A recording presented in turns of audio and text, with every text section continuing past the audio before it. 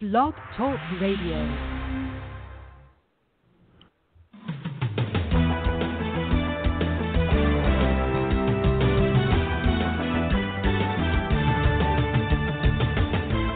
Fulfill Radio, a voice you can trust. Broadcasting live presents Two Guys and a Bible with Don Preston and William Bell.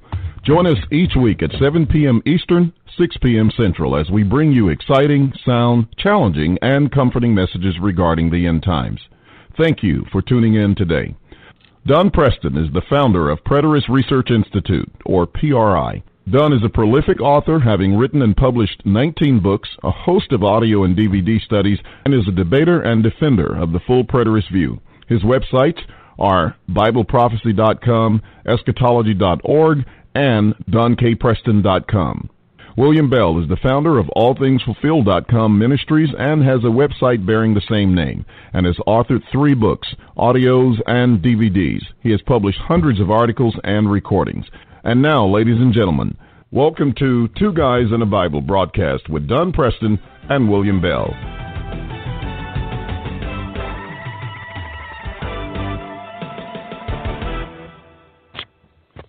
Good evening, ladies and gentlemen. Welcome to Two Guys and a Bible. This is William Bell, and we want to let you know how much we appreciate you tuning in with us today. We also have with us Dr. Don Preston. And Don, how are you doing? How's the weather out that way? It's hot here. I'm sweating. And just checking to see what it's like out in Oklahoma. Well, we've got a regular cold front that's hit. It only got up to 100 today. We had 4 straight days in which it hit 112 degrees here in Ardmore with a heat index that was even higher than that. Matter of fact, I was at my machinist shop today, this afternoon, and we were talking about the heat, and he said that one day last week when it was showing 112 outside, that it was showing 116 inside his shop. So it's been plenty warm. Yeah, I can imagine. I think yesterday, however, we had a relatively cool day because I don't remember it being that hot. But today it got, the sun comes back out and it's got a vengeance, and so it's been pretty hot. Of course, I've been doing a little bit of work around the house, so I'm sure that's why I'm sweating at the moment. But, that's the way it goes. Other than that, things are going well. Of course, Leora is not doing too good. I mean, she's fine mentally, but she's having a few problems with her hip and is bedridden. Yeah, so. Oh my. Yeah, so we've had to pull out my old walker, that I had when my foot was broken and my shoulder was broken. But fortunately, we had it because it makes it a lot easier for her to get around. But I think she's doing somewhat better than she was last night, and sometimes it comes in spells. Leora is very physically active in a lot of ways. She exercises, and I sit and watch. Yeah, that would be my attitude about it. And I tell her all the time. I said, "You're gonna wear those little bones out," but she's just so fierce and intense about it. And she keeps doing it, and so I wonder if that has something to do with it. They tell me that when you continue to put a lot of pressure on your bones and everything and your joints, sometimes those kind of things can happen. So I try to be as kind to mine as I possibly can.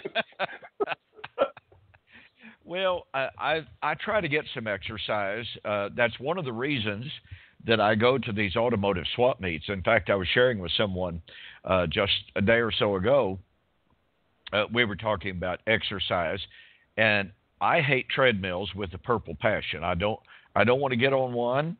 The only reason I've gotten on a treadmill at all in the last 2 years is when I went to the heart doctor, and they made me get on one.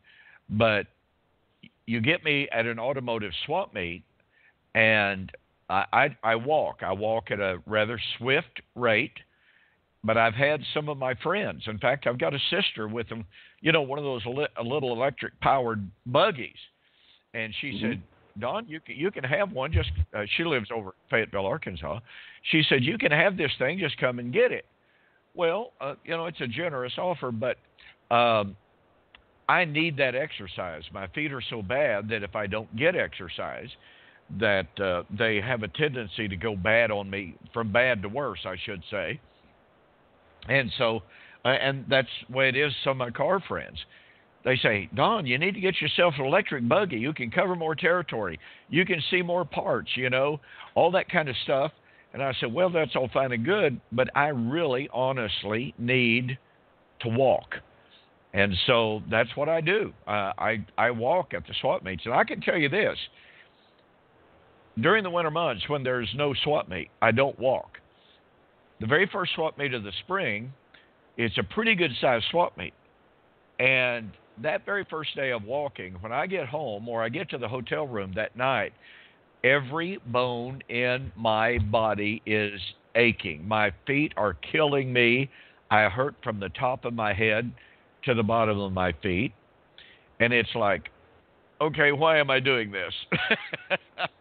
But then by the time Saturday rolls around, I'm just boogieing right along with no problem whatsoever.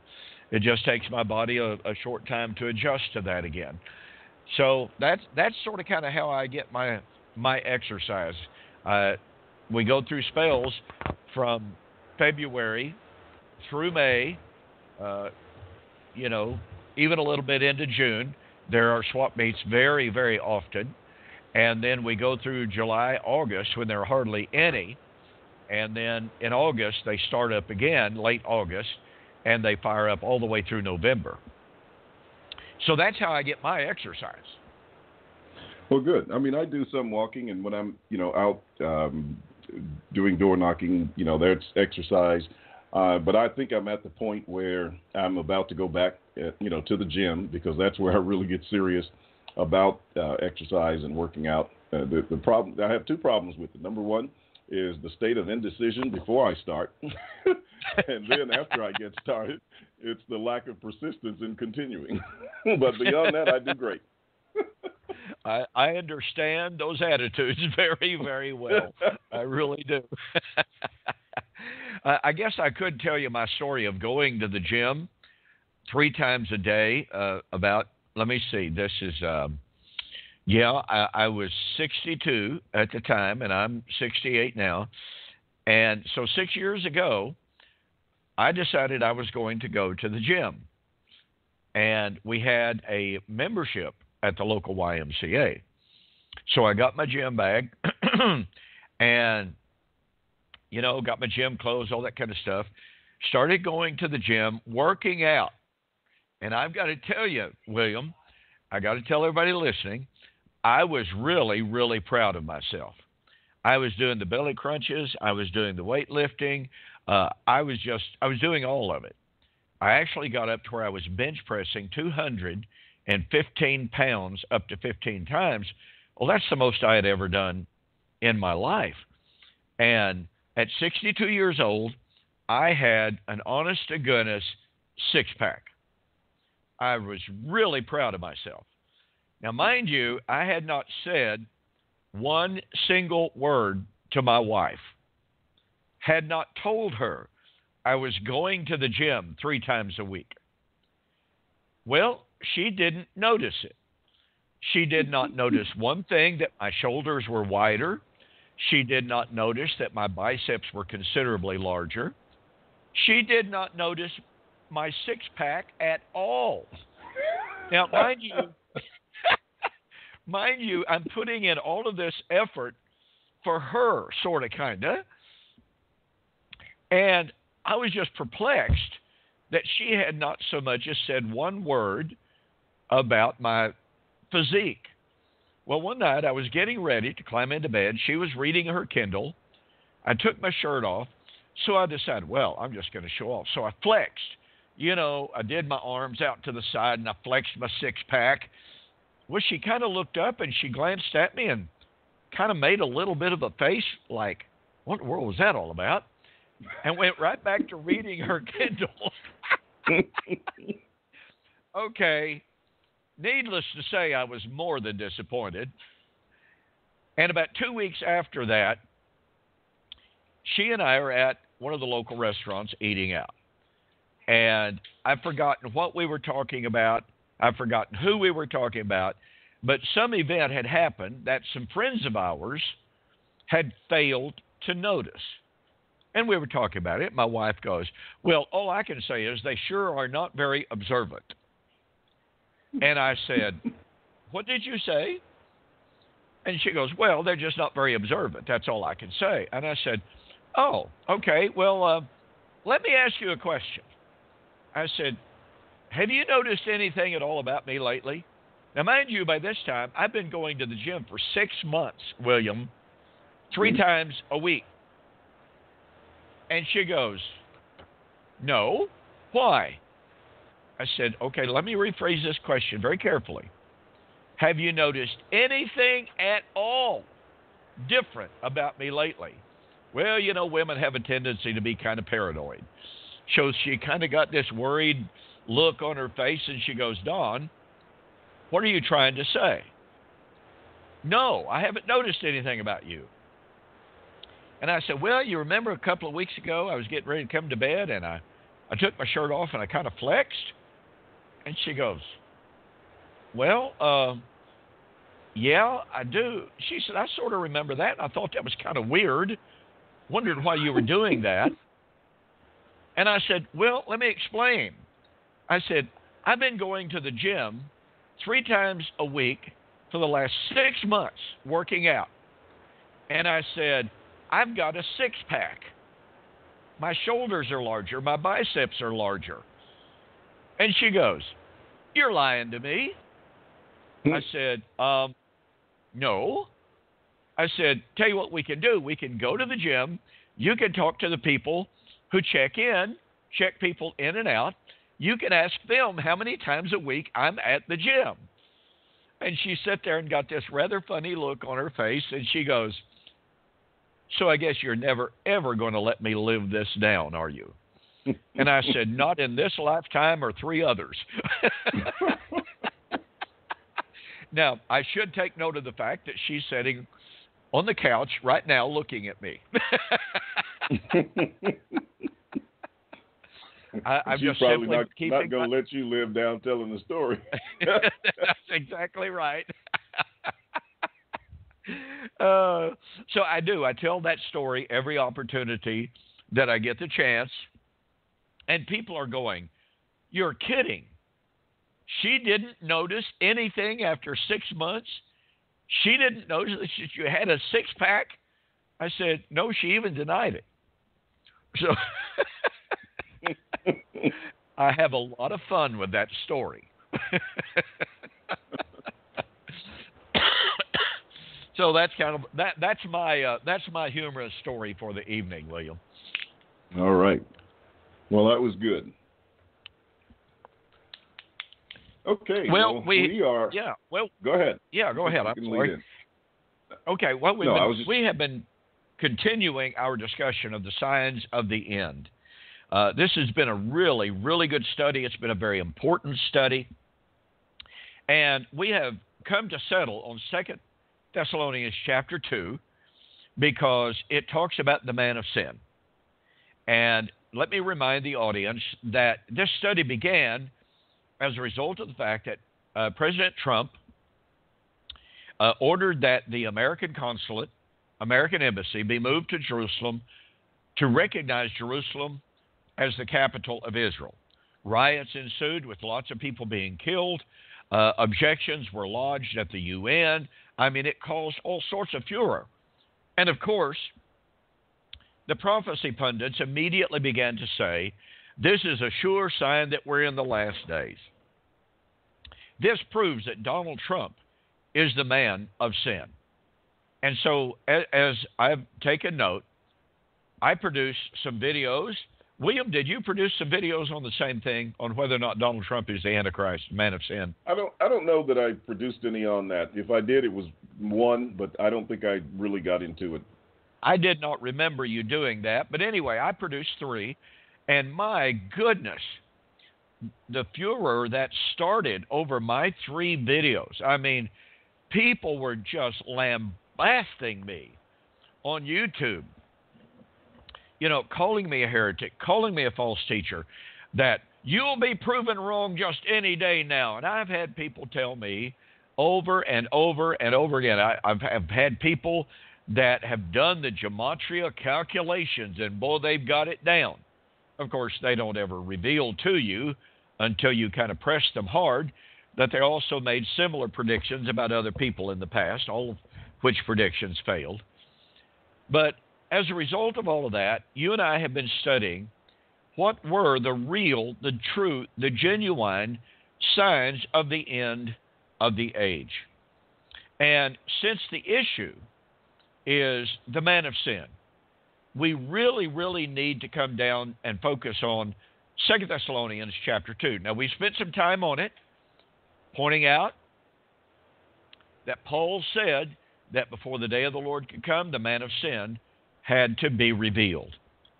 And William, one of the last few times that we discussed this, and last week we discussed the Preterist Pilgrim Weekend that had just finished, so we didn't cover our subject. But you had mentioned to us that there are some glaring issues right there in 2 Thessalonians chapter 2 that prevents any futuristic application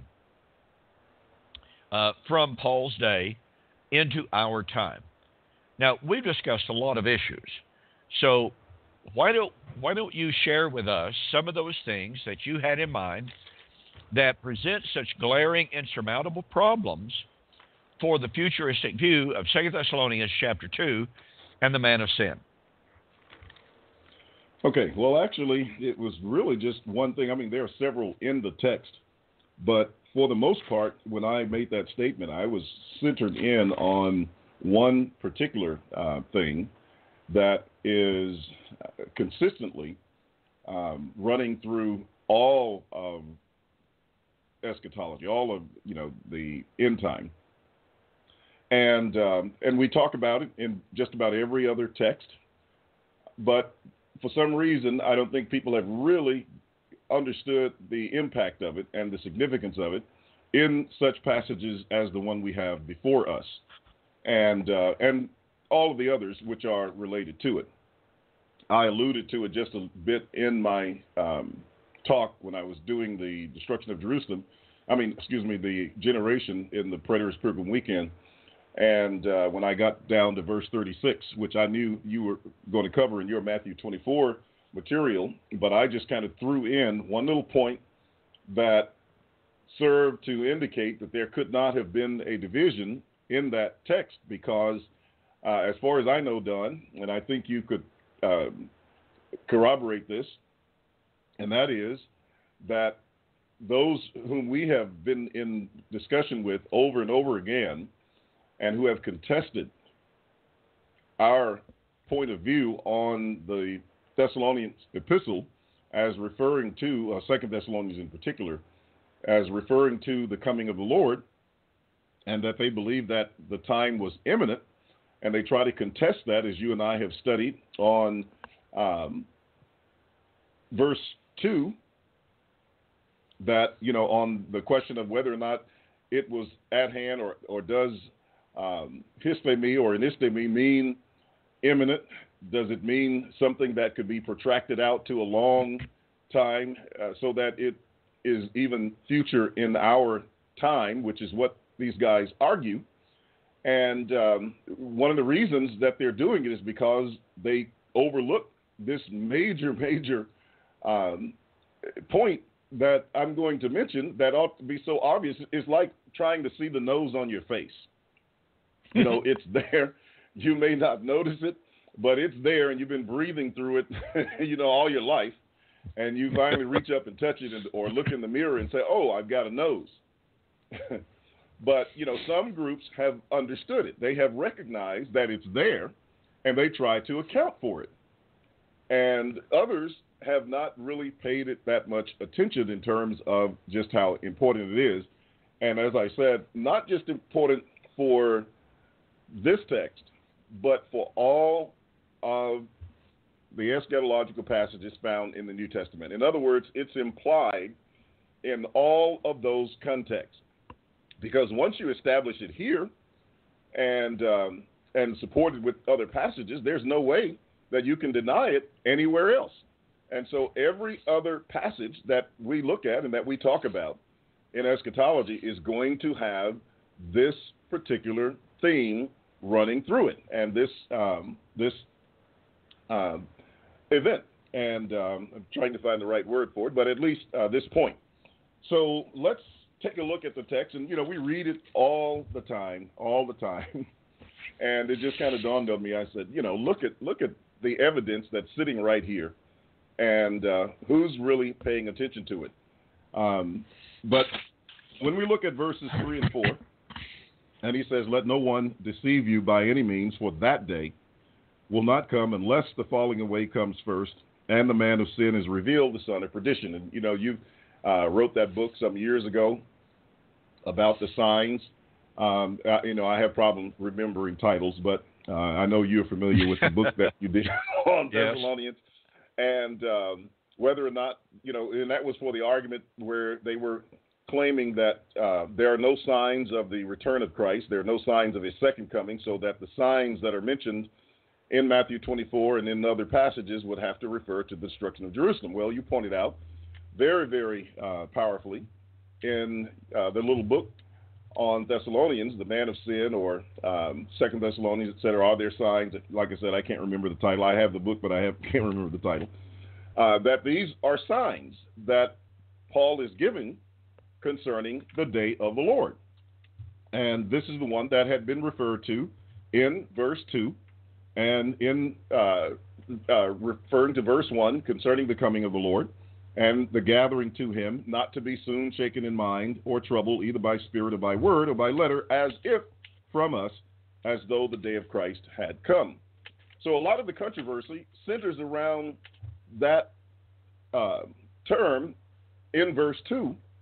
And we've had, arguments back and forth on Facebook, and they've been, it's been debated in several debates. I remember when Max King and McGuigan went over it in their written debate some years ago, and I'm sure, I think maybe you and Bill Lockwood tied up on this issue, but I know that it's Drew Leonard, also another one who raised this issue. Howard Denham raised the issue, and they keep raising this point as though it's going to extricate them from the difficulty of the imminence that is found in the New Testament regarding the coming of the Lord. But the next two verses that mention a sign, will knock out one of their arguments, and I've been reading Curtis Cates' book that he wrote on the 80-70 theory, and he's making the very same argument about signs and no signs, and yet here we are, right here in Thessalonians, where it mentions both these two signs. And then he says in verse 4, "Who opposes and exalts himself above all that is called God." Well, we've discussed the language, the tense of the words here to indicate that this is something that was present tense, and that, we're looking at a situation that was already at work in the time of Paul, that he had already mentioned this to the Thessalonians, who would have had perfect knowledge of what he was discussing, and he simply had to remind them of it because they had sort of jumped the gun on the day of the Lord, certainly without any of the kinds of events that are being expressed today as evidence for the coming of the Lord. I mean, all of this about I didn't see him, did you see him, etc., and he's going to come on this literal cloud, and he's going to come back in this physical body, and the earth is going to burn to a crisp, and all of these things. They're arguing about the second law of thermodynamics. I mean, man, it really gets interesting to hear all of the kind of, arguments and smoke screens that are thrown up in regard to the return of Christ. But he says that in the next part of the verse, so that he sits as God in the temple of God, showing himself that he is God. Now, Don, I know, and you know, that there was no other temple that would be applicable here than that temple that existed in Jerusalem. And that's the point that I wanted to emphasize that is running through all of our eschatological passages. And that if you just take the time to notice it, I mean, you can't read Matthew 24 and not see it, or any of the synoptic gospels, where they talk about the Olivet Discourse. There's no way that you can miss it because it's right there. And in Luke 21, 20 through 22, he connects the fulfillment of all things with the fall of the temple. So, and that argument has never been refuted. I mean, people talk about it. They try to argue around it like men like Joel McDermott did in your debate with him a few years back. But it has never been refuted. And one of the reasons is because it's tied to the temple that existed in Jerusalem. And so all of these passages, no matter how difficult they may appear to be, have the temple as one of the fundamental features and points that's interwoven within the text.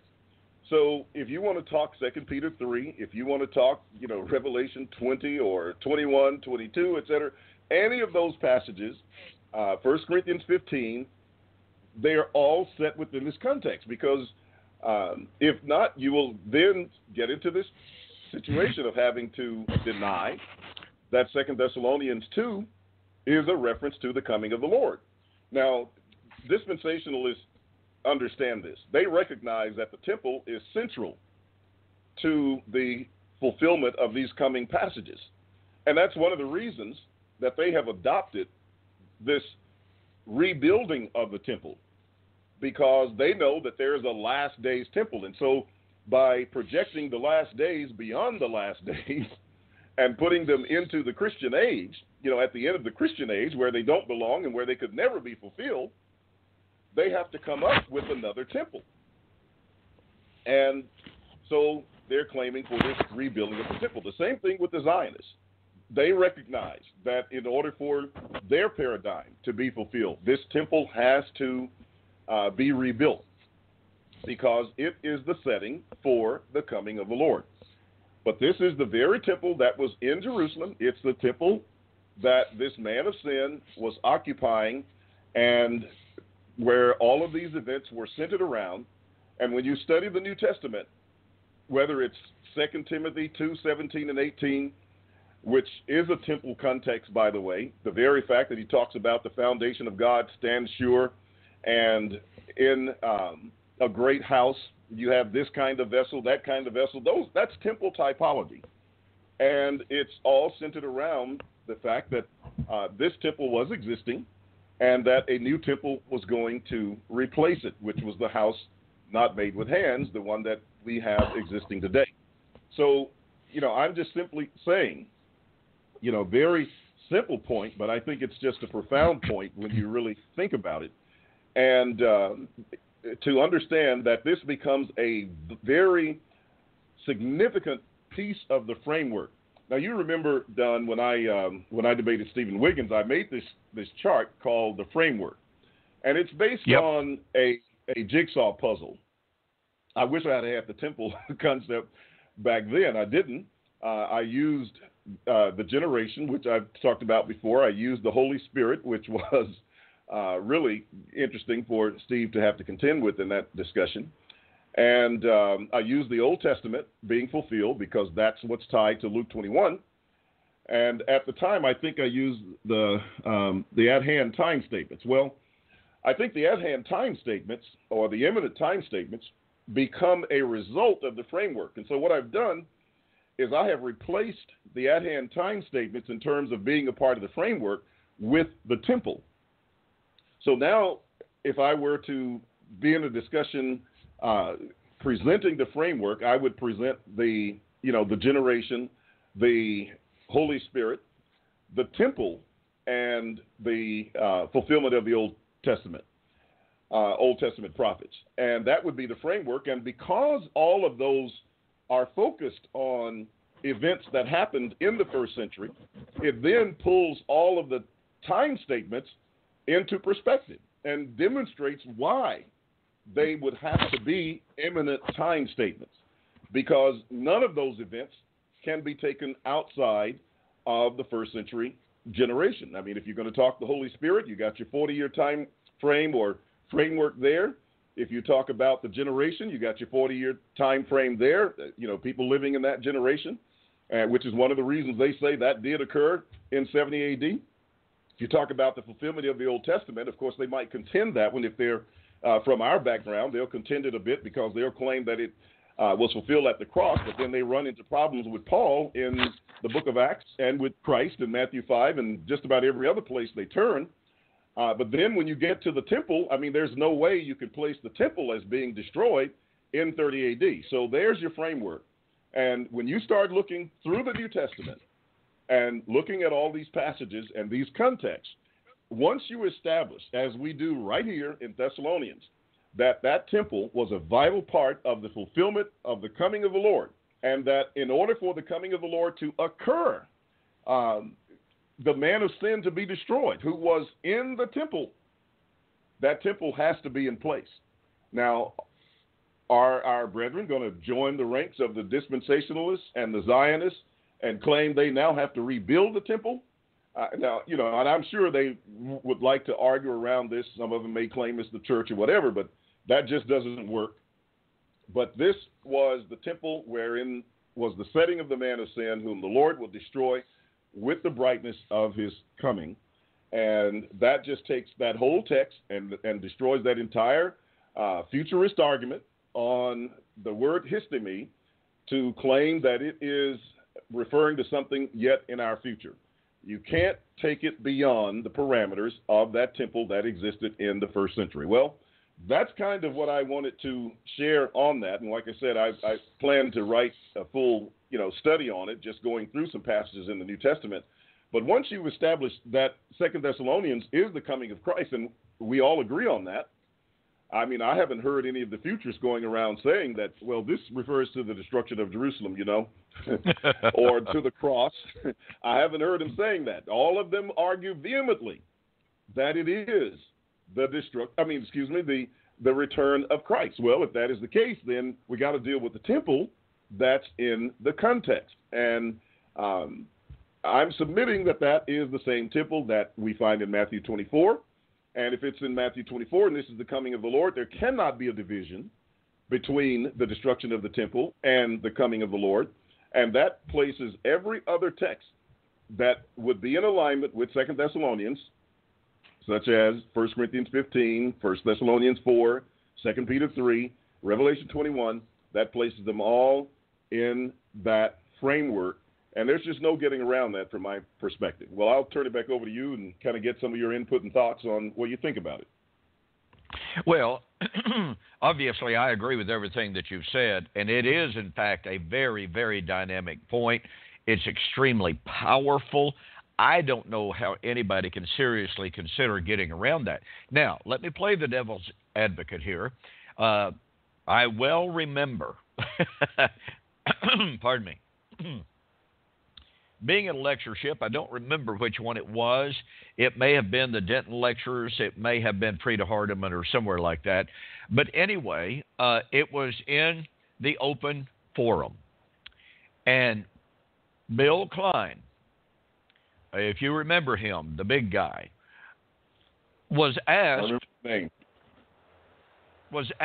to explain 2 Thessalonians chapter 2 and explain the man of sin. And by the way, I've got that lectureship book somewhere. I remember having the book, but I remember being there, and I remember William Klein being very, very uncertain of himself. He essentially said, I'm not really positively sure what 2 Thessalonians chapter 2 teaches, but it's not what the dispensationalists teach. He then proceeded to argue, as I remember, I'd have to go back and look at the book again to refresh my memory perfectly, But he went ahead to explain that the traditional view in the churches of Christ is that the man of sin there is the Roman Catholic Pope, that the temple there is the temple of God, i.e. the church that has apostatized, and that at the end of time, the Pope comes back to a position of supremacy like he possessed, in what we call the Dark Ages. He would have the complete power of life and death, etc., and will persecute the true church. And I of course, that's the position, has been the position, unless he's changed, of Wayne Jackson, an outspoken critic of covenant eschatology, and of several other leading all-millennialists as well. So that's the way they get out of the power and the force and the context of 2 Thessalonians chapter 2. Now, that forces them, absolutely forces them to deal with some of the language that we've already discussed. And Paul said, don't let anyone deceive you into believing that the day of the Lord has already come. Well, if the day of the Lord is the day of the Lord's coming in the destruction of the Roman Catholic Church, then did the Thessalonians believe that the Roman Catholic Church had already been established? Did they believe that the Roman Catholic Pope had already come to power and was the persecuting power of the church? I mean, there is absolutely nothing about the suggestion that the man of sin is the Roman Catholic Church that actually works textually. Just this afternoon, William, I have to tell you, well, not just this afternoon, but over the last several days, I have been being attacked from by virtually every side on Facebook.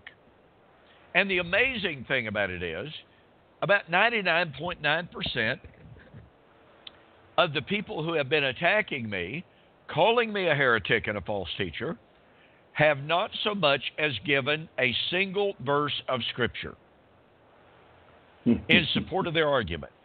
One person gave one verse, and another person, the Julianne Chambers, bless her heart, from Australia, and she is a fantastic Bible student, she very effectively chimed in and responded to that text. I have not yet answered. That's the text I was referring to when you and I spoke on the phone earlier in the day, and I've added another point to that, by the way. But nonetheless, it's just one person after another making claims without giving a single word of exegesis, without even referring to a biblical text. And when you point that out and you say assertion is not proof, and by the way, criticism is not proof. Ridicule is not proof. All they do is just keep making the same assertions, the same bold claims. And it's just incredible. This is what happens in discussions of the man of sin on 2 Thessalonians chapter 2. I have been in correspondence before, hasn't been lately, but I have been in correspondence with preachers in the churches of Christ who have made their arguments concerning the man of sin being the Roman Catholic Pope and the temple of God, or the temple there being the church of the living God. And I have said, give me proof. Give me some exegesis.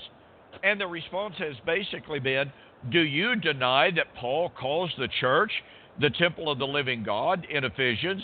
No, I didn't deny that. I'm simply pointing out that's not what he's talking about in 2 Thessalonians chapter 2, that absolutely demands that if you're going to make the man of sin to be the Roman Catholic Church, then some way, somehow, guess what? The Thessalonians believed that the Roman Catholic Church had been established and the Pope had been established. Well, let's see, we got a problem here.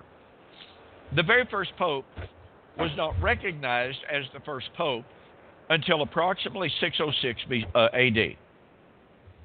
That would be over 500 years after Paul wrote Thessalonians. I'm sorry, that doesn't work.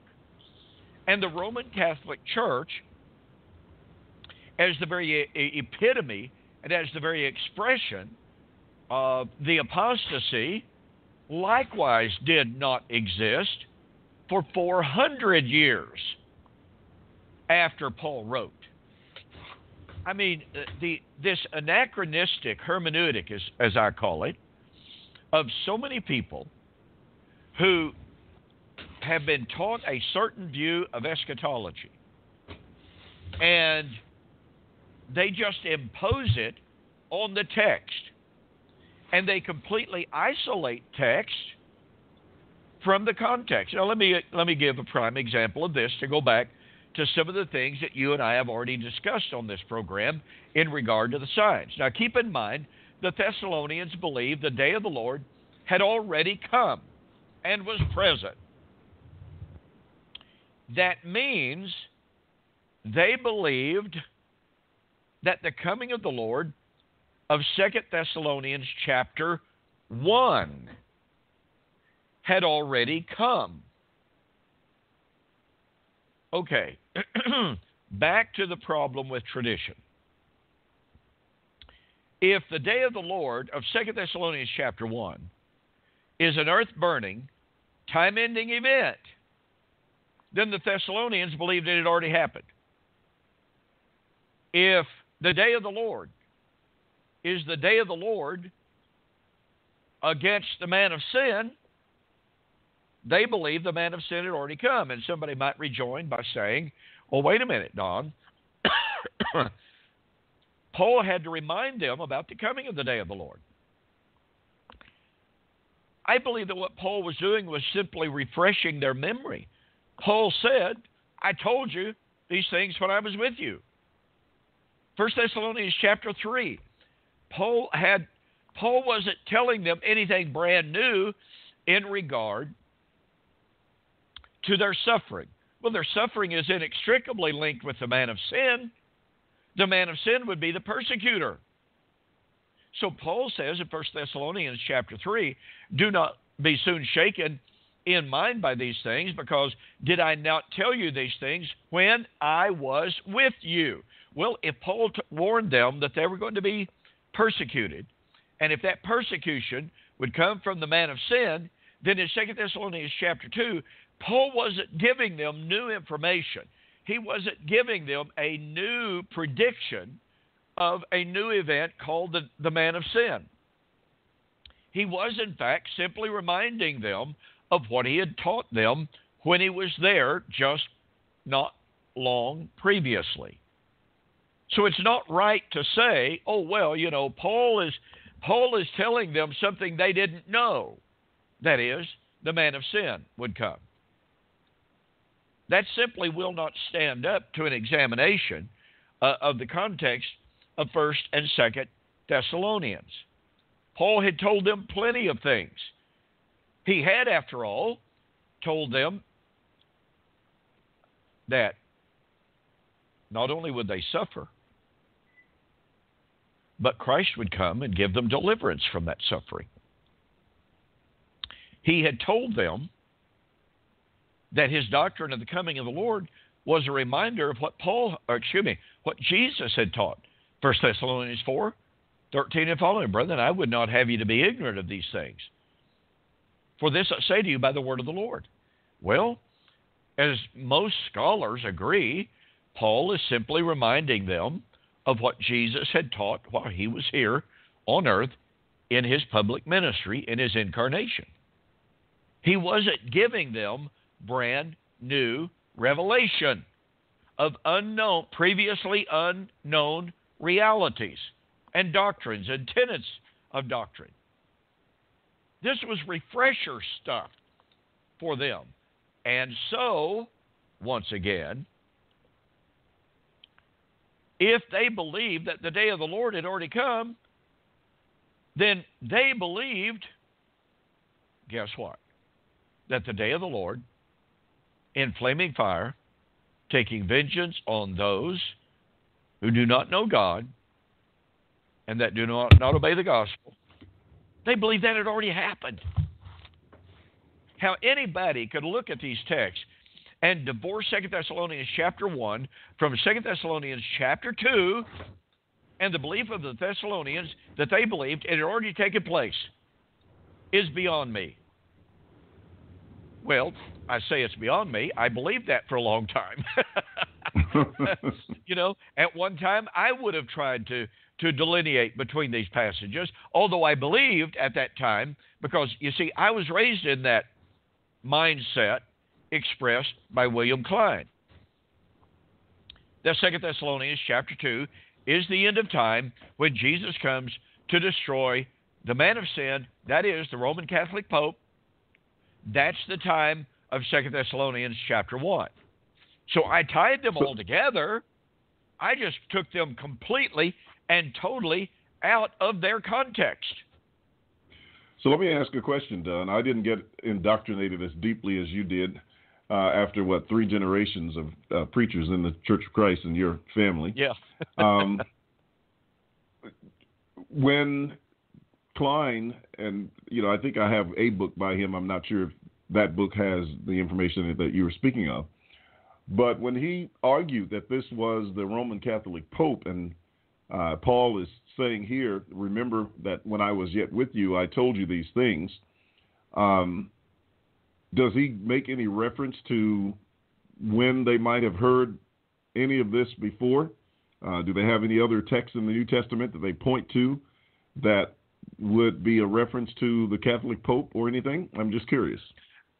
Generally speaking, the passages that are correlated with that are Revelation chapter 13 and Revelation chapter 17, the beast and Babylon, which they would correlate with the beast is Rome, Babylon is the Roman Catholic Church.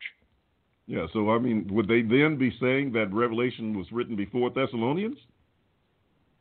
No. No, okay. I'm sorry, misunderstood your question.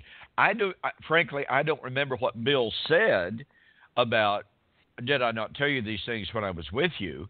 I don't remember if he tried to allude to any given text, for instance, that he had written, which would be kind of hard for it to be an earlier book that he wrote, since he wrote Thessalonians in 51 or 52, and the only previous epistle by Paul, prior to 2 Thessalonians, was 1 Thessalonians and or Galatians. I believe Galatians was written approximately 49, 50 at the latest. So those would be the only possible and viable possibilities, but he did not allude to those as I remember, and I do not remember any reference being made to anything that Jesus might have taught that would have been predictive of the Roman Catholic Church or the Roman Catholic Pope. He probably, if I were speculating, and that's all it is, it's speculation. Again, I'd have to go back and refresh my memory by reading what in the book what he actually said. I have no memory of him alluding to the previous work in which Paul had told them about those things. Okay, I was just curious as to whether or not they used anything, but that's good. That's fine. Yeah. Well, see, in my upbringing, let me reiterate this. That view of the temple of God in 2 Thessalonians 2 and the man of sin being the Roman Catholic Church, that was by far the dominant view. When I was 11 years old, I'll never forget this as long as I live, in Greenland, Arkansas, a very prominent minister by the name of F.I. Stanley. He was a friend of my father. He was very prominent in the Arkansas, Missouri, Texas region. And he came to town and held a 2-week meeting. And the last week was devoted to teaching the book of Revelation. I was enthralled. I must confess, I was absolutely enthralled. I was 11 years old. I sat on the very front pew listening to him. And you know, William, in those days, the equivalent of a PowerPoint presentation was the old bed sheet charts. Yep. And F.I. Stanley had hired a professional artist to make these bed sheet charts, illustrating his point about the Roman Catholic Church and the man of sin, you know, the beast and Babylon. And look, I've got to tell you, I was 100% convinced. I mean, he was a powerful teacher, a powerful preacher. I was, to reiterate, 100% convinced that the Roman Catholic Church was none other than the beast of Revelation. That the Roman Catholic Church would one day persecute the true church, which, of course, in my belief, was the Church of Christ. And then, at the very height of that persecution, Jesus would come and destroy the man of sin and deliver the Church of Christ from that persecution. And, of course, you understand, as I'm sure you were taught to a certain extent, that persecution would not necessarily be all believers, but it would certainly be the true believers. And I suppose it would have included all of the, quote, Protestant believers. So I suppose it would have been inclusive of that. Now, what's interesting about this guy, William, named, again, F.I. Stanley,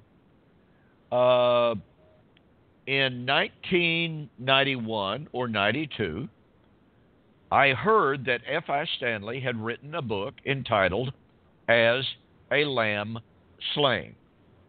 I have a copy of that book in my library. It is a full preterist commentary on the book of Revelation. I managed to get a hold of F.I. Stanley. At the time, he was living in Texas. And I told him who I was, who my father was, etc. And I told him about the incident when I was 11 years old at Greenland, Arkansas. And he said, I remember preaching a lot, or preaching those sermons a lot about the Roman Catholic Church. But he said, down through the years, my mind has changed. And he said, I do indeed accept the full preterist view of eschatology. The Lord came in AD 70. So he and I both, made really, really quite a transition in our theological journey. But it was so fascinating to me to learn that man who had such a profound impact on me as just a kid of 11 years old and had convinced me that 2 Thessalonians chapter 2 was all about the Roman Catholic Church and the Roman Catholic Pope, had now completely rejected that view and come to believe that it was talking about the first century temple, the Temple of Jerusalem, and the Jewish high priesthood being destroyed at the coming of the Lord in AD 70. So I think people can take heart from that kind of story, that people who were so once entrenched in their views that they proclaim them publicly. And, my philosophy is, and I know your philosophy is as well, William, if I am wrong, I want to be shown that I'm wrong.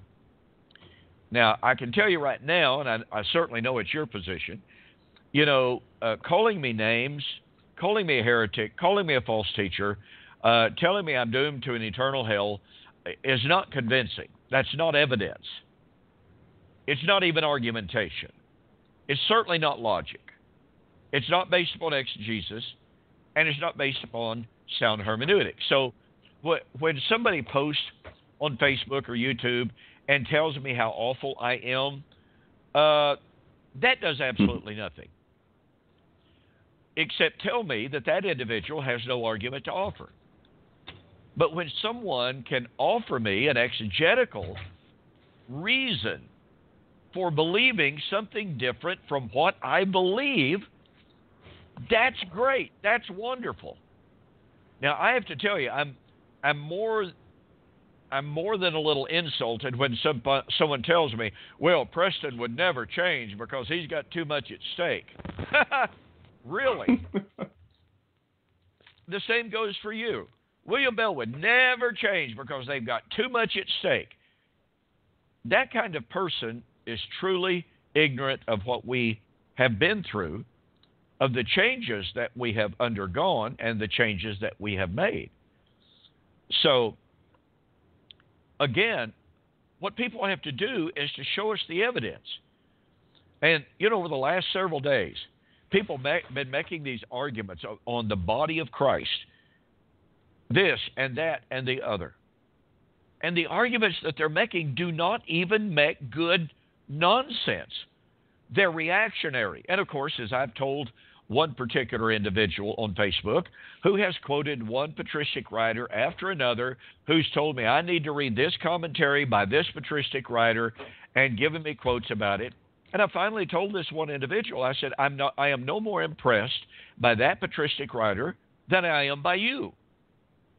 I am impressed by what Paul says. I am impressed by what Peter and John and James and the New Testament writers, those are the ones who impress me. You can quote patristic writers to me all day long. I'm sorry. They are not inspired men. And William, what's so ironic about this? What is truly ironic about this? Every single person who has posted against me, citing the patristics, citing church history, citing the church fathers, rejects and condemns the reliance upon the Roman Catholic Pope for doctrine. Well, I don't accept the Pope. The Pope does not control what I believe. I am a Protestant. Oh. So what are you going to do? You are going to appeal to Mother Church after all? You're going to appeal to the patristics and say, whatever they said, we've got to believe it. What are you doing? Okay, it may not be the Roman Catholic Church, but you're relying on uninspired men for your authority, for your doctrine, instead of the Bible. You condemn Catholics for appealing to the Pope, for appealing to the synods, for appealing to the catechisms, but you turn around and appeal to the patristic writers. This is such an irony to me, William, when people do that, and they do it constantly, and when you point out to them that they're doing nothing but making a Catholic appeal to history, no, I'm not. I am absolutely not. Well, yeah, you are. So what we're asking people to do, we're asking you to look at the evidence. Look at the evidence that we presented on this evening's program. The Thessalonians believed the day of the Lord had already arrived. That means they believed that 2 Thessalonians chapter 1 had already come. They had to believe, and Paul told them, the man of sin sits in the temple of God. Well, that means it's the Jewish high priesthood. You cannot impose Paul's discussion in which he specifically calls the church, the church of the living God, and which, by the way, a text in which he is not discussing the man of sin, he is not discussing even the apostasy, he is simply talking about the church being the temple of the living God in fulfillment of prophecy. He's not doing anything closely resembling that in 2 Thessalonians chapter 2. So the context is totally different. It is therefore an illegitimate transfer of context to take 2 Corinthians chapter 6 or Ephesians chapter 2 or even 1 Peter chapter 2 and impose that on our text in 2 Thessalonians chapter 2. We have to allow each context to speak in its context, and when contexts are different, we cannot impose one on the other. 2 Thessalonians chapter 2 is not the same as Ephesians 2. It is not the same as 2 Corinthians chapter 6. And so, when we look at the evidence, in concert with all of the other signs that were indisputably present in the first century, there is no way to remove the man of sin as a sign from that first century as well. It simply cannot and does not work. Well, folks, we're out of time for this evening. We appreciate so very, very much you joining us here on Two Guys and a Bible on Fulfilled Radio, a voice you can trust. Be sure to share this program with others. What William and I have been talking about is important. And so, be with us again next week, right here on Two Guys and a Bible, Fulfilled Radio, a voice you can trust. And with that, I will say, good night and God bless. Thank you for joining the Two Guys and a Bible radio broadcast. On behalf of Dunn Preston and myself, we'd like to say, have a very pleasant day, and may God bless. Until next time, we'll see you on Fulfilled Radio, a voice you can trust.